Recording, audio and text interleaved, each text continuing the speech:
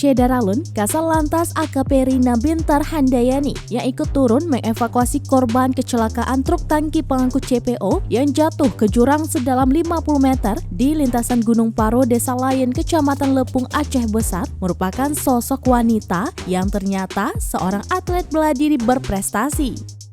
Polwan asal Jawa Tengah ini sejak pertama dinas di kepolisian pada tahun 2014 sudah ditugaskan di beberapa daerah di Aceh.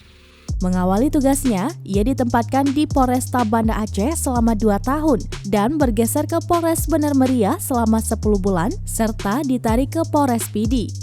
Selama 11 bulan menjabat Kasal Lantas Polres Pidi, Rina Bintar Handayani dipindah tugaskan sebagai Kasal Lantas Polres Aceh Tengah sampai dengan Kasal Lantas Aceh Besar.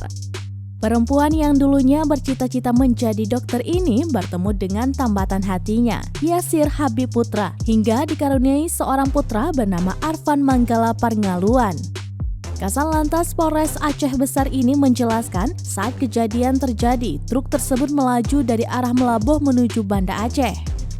Setibanya di lokasi, tepatnya di kilometer 33 Gunung Paro, diduga truk tersebut mengalami remblong karena kondisi cuaca sedang hujan dan kondisi jalan berbelok menurun tajam.